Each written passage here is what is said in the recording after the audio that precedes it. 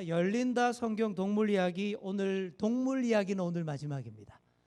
다음 주부터는 광야 이야기로 함께 말씀을 더 깊이 있게 공부해 보도록 하겠습니다.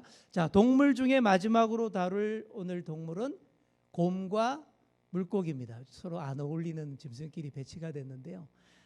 물고기는 어류라서 완전히 따로 다뤄야 될 것 같은데 우리 성경에 어류가 별로 안 나와요. 물고기가 많이 안 나와서 오늘 한 번에 다 정리해 보도록 하겠습니다. 자, 물고기부터 한번 보도록 하겠습니다. 여러분 물고기 좋아하세요?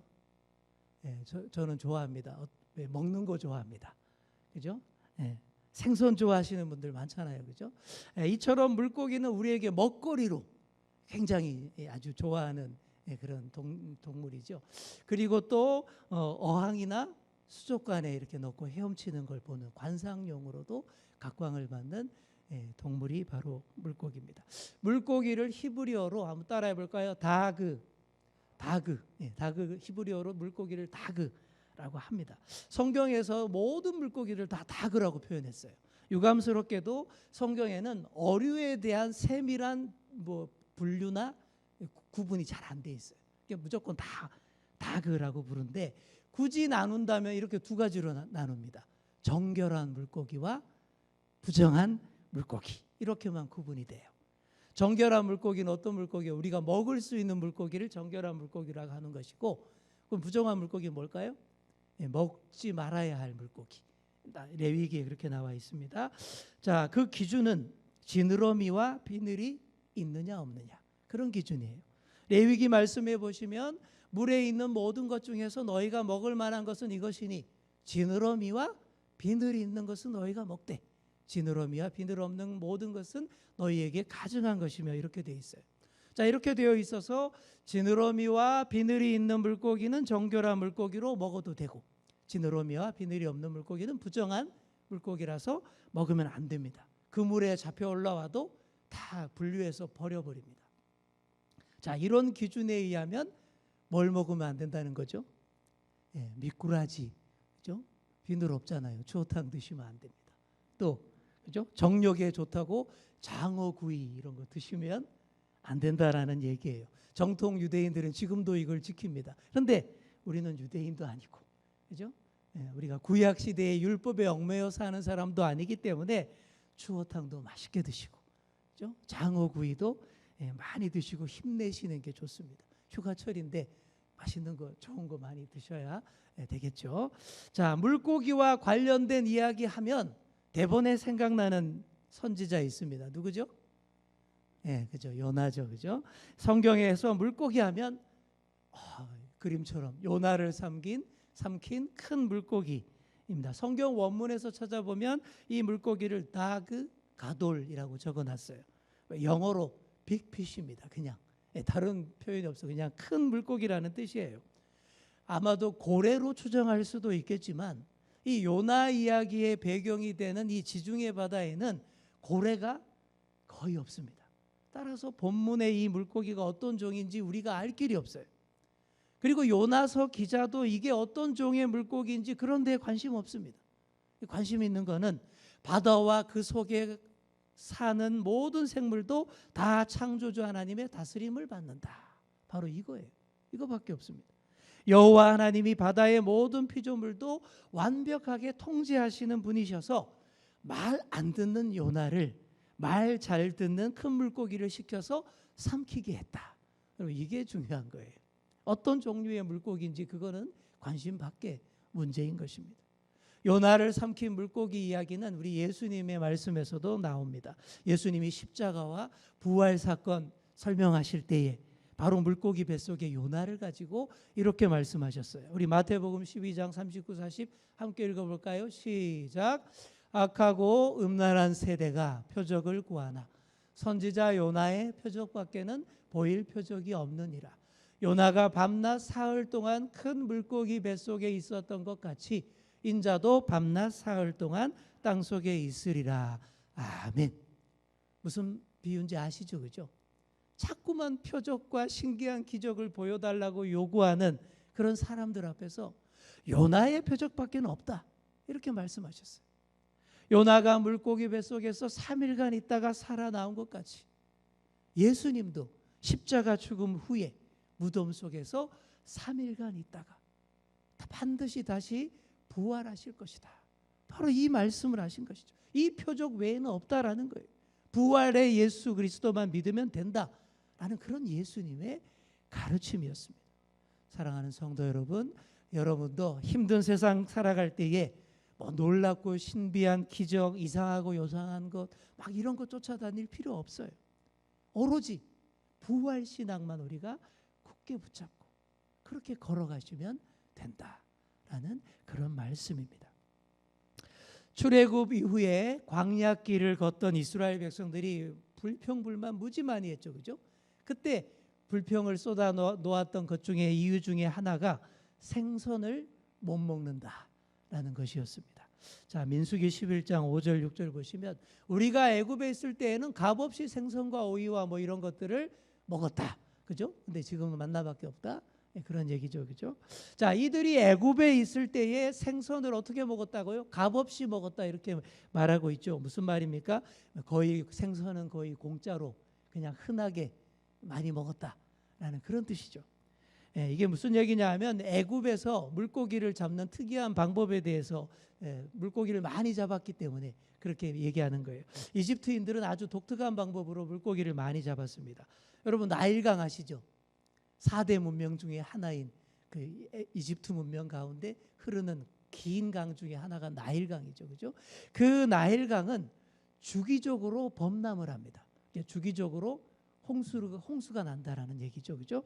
강이 범람한다라고 하는데 이집트 사람들은 강이 범람하기 전에 미리 강 주변에다가 큰 구멍들을 많이 파둔대요.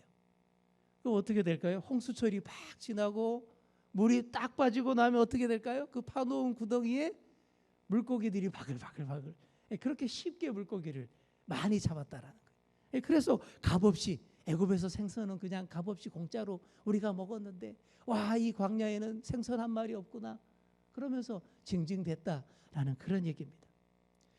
그 후 이스라엘 사람들이 가나안 땅에 정착하고서 물고기 많이 잡아먹을 수 있게 됐습니다. 지중해 바다 쪽은 블레셋 사람들이 점령하고 있었기 때문에 바다 물고기는 많이 못 잡았지만 뭐가 있었죠? 갈릴리 호수가 그들에게 최고의 황금어장이었습니다. 갈릴리 호수에 물고기가 참 많았어요. 그 물고기들이 유다인들의 식탁에 오르는 이 생선 메뉴가 됐습니다. 하지만 당시 유대인들이 생선 메뉴는 별로 썩 좋아하지는 않았다라고 합니다. 지금은 성지순례 가서 갈릴리 호수에 가시면 필수 코스가 바로 이걸 먹는 거예요. 이게 베드로 물고기입니다. 베드로 물고기. 성지 순례객들을 위해서 갈릴리에서 제일 많이 잡히는 물고기를 베드로 이름을 따서 베드로 물고기라고 했던 것이고 이렇게 요리를 똑같이 해서 내놓는데 튀긴 것 같은데 저도 먹어봤는데 참 고소하고 맛있더라고요, 그죠? 성지 순례 다녀오신 분 없네요, 그죠? 안타깝습니다. 나중에 저희 꿈입니다. 우리 교회 한번 단체로 우리 모집해서 제가 인솔해서 성지순례 한번 다녀오는 게 참 꿈인데 거기 가면 이거 꼭 먹어야 돼요. 베드로 물고기. 고소하고 맛있더라고요, 그죠? 해안가에 정착한 블레셋 사람들은 물고기를 아주 좋아했습니다. 그들은 해양 민족, 페니키아 해양 민족이라고 해서 바다를 주무대로 해서 오랫동안 살아왔기 때문에 물고기를 많이 잡았고요. 또 그들이 섬기는 토착신도 다곤신이라고 하는데 이 다곤신이 바로 물고기 형상으로 되어 있습니다. 풍요의 신이라고 섬겼던 것이죠. 원래는 물고기 많이 잡는 풍요의 신이었는데 바로 이렇게 생긴 신인데 인어처럼 생겼죠, 그죠? 남자 인어처럼 생겼는데 이게 다곤신입니다. 가나안이 블레셋에 정착하면서 농사 지으며 살게 되면서 이 농사에도 곡식도 많이 주는 그런 풍요를 가져다 주는 신으로 와전되기도 했습니다. 블레셋의 5도시 가운데 이 아스돗이라는 곳에서 이 다곤신을 크게 섬겼습니다. 여러분 그 얘기 기억나십니까? 이스라엘이 블레셋과 전쟁을 해서 법궤를 빼앗겼어요. 기억나시죠? 그래서 이 블레셋 사람들이 자랑스럽게 빼앗은 법궤를 어디 갖다 놨어요? 다곤 신전에 저 물고기 다곤 신상 앞에다가 딱 갖다 놓고 자랑했어요. 우리가 이겼다. 근데 어떻게 됐습니까? 예, 다곤 신상이 막 다음 날 와 보니까 법궤 앞에 엎드려 있고 막 또 다음 날 와 보니까 목이 부러져 있고 손발이 잘려 있고 그런 수모를 당하지 않았습니까? 하나님의 권능 앞에 우상의 잡신이 무너져 쓰러진 모습을 보인 그런 사건입니다. 물고기는 우리가 맛있게 먹는 생선이요, 또 관상용으로 즐길 피조물이지 우리가 섬길 우상이 되어서는 안 됩니다. 대박으로 물고기 많이 잡게 해달라고 우리가 물고기 형상 섬길 게 아니에요. 대박의 기쁨, 만선의 기쁨을 누리려면 어떻게 해야 됩니까? 153마리나 되는 물고기를 잡게 해주시는 바로 우리 주님 앞에 나와야 합니다. 주님 말씀 의지하여서 깊은 곳에 금을 던지는 자가 될 때에 진짜 우리가 대박, 만선의 기쁨을 누릴 수 있는 거예요. 여러분이 모두 만선의 기쁨으로 살아가시기를 간절히 축원합니다. 또한 한 가지 또 있어요. 사람 낚는 어부의 자세로 물고기를 깊이 묵상하시기 바랍니다. 그때 우리 주님께서 우리 주연교회에 만선의 기쁨을 허락하실 줄 믿습니다.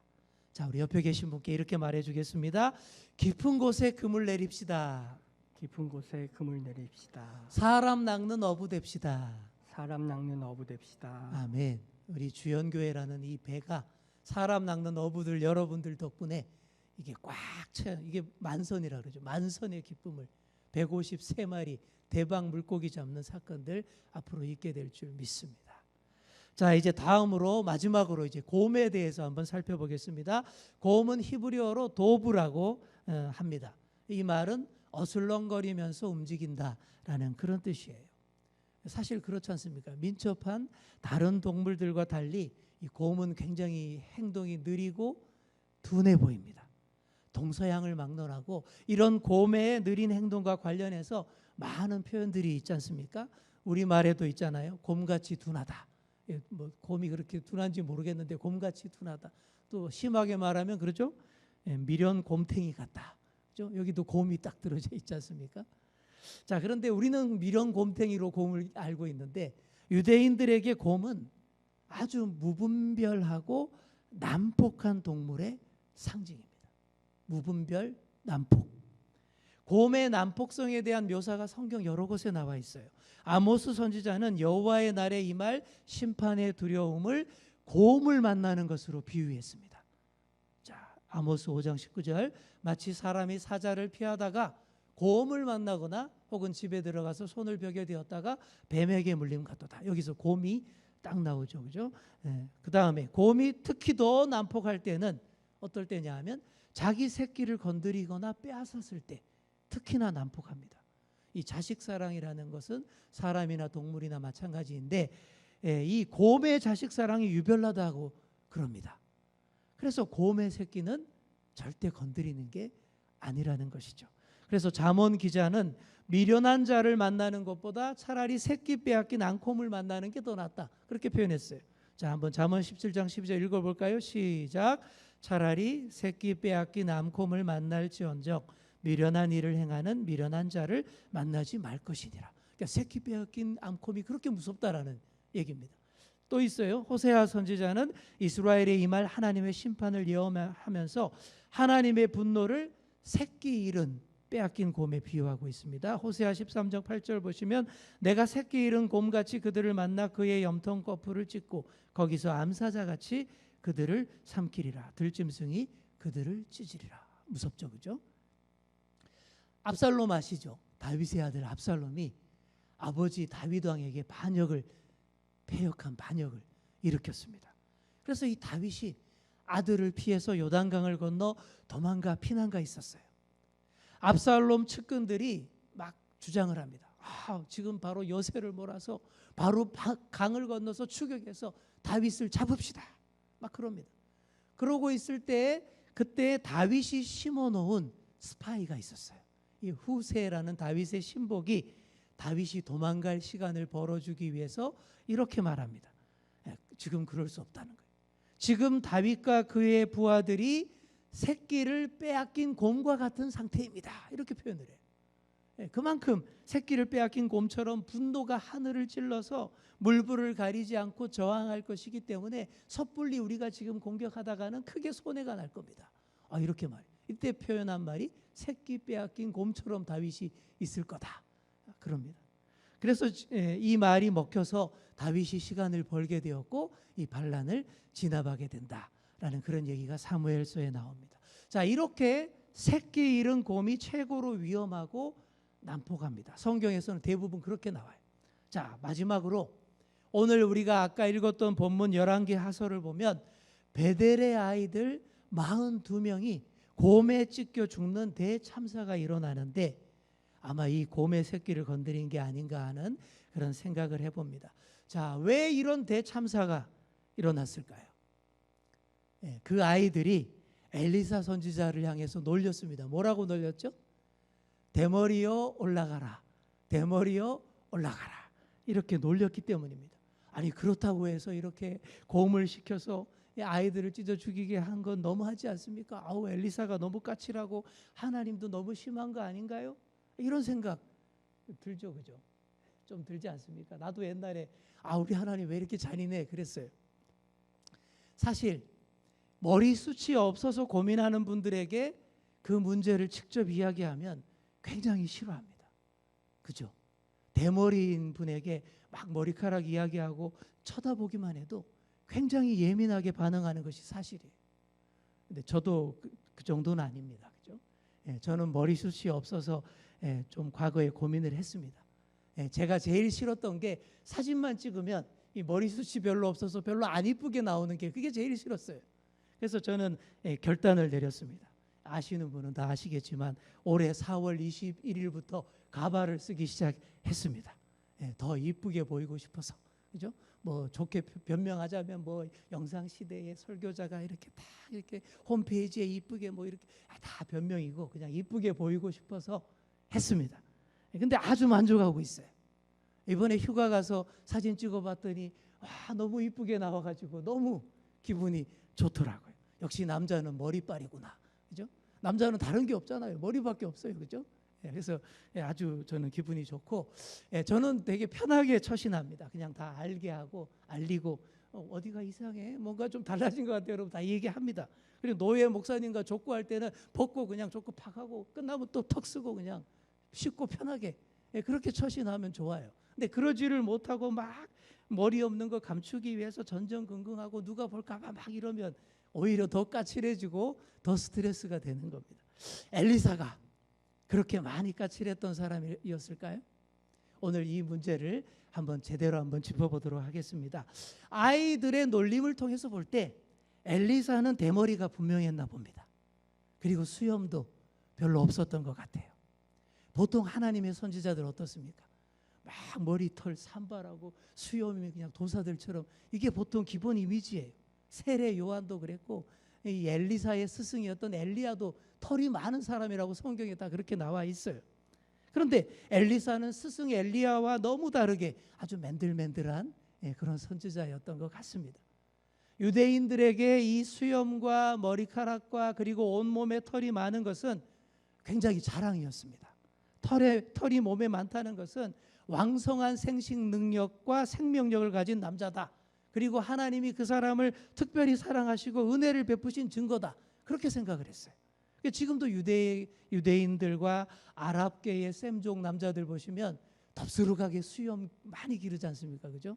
메이저리그 야구 경기 보시면 막 수염 이런 사람 선수들이 굉장히 많이 나옵니다. 이 셈족 계통의 남자들인 것이죠. 그런 수염과 머리카락 건드리면 안 돼요. 옛날 다윗 시대에는 그것 때문에 전쟁 났습니다.